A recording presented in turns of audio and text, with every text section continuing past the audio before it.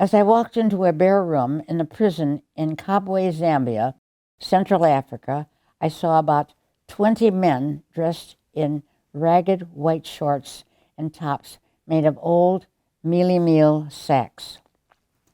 They stood with their heads down, listening to the instructor talk in Bombay, their language.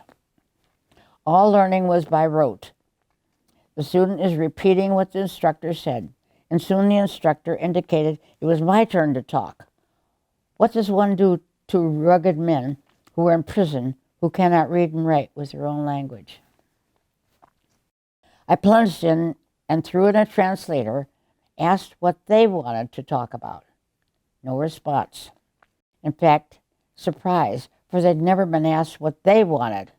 Again, what do you want best to do? And I pointed to the young man. He looked up in surprise and he said, Ulim, meaning farming. I had the translator write Ulimi on the board, and I asked the next man, woodworking, and we wrote that on the board. A third said, dancing.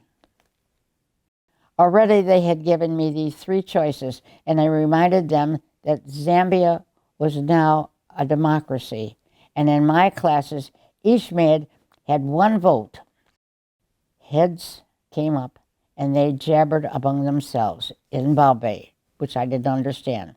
They became alive. As they voted, they raised their hands, and Ulimi won. I reminded them that they knew more of farming than I did, and they said, Ulimi, Wamwino, Chikufai, Upaye, Chatakuga, which means farming is important to give us food. I taught them to read those words, but remember, most African languages are phonetically regular, a first step, and an important first step indeed.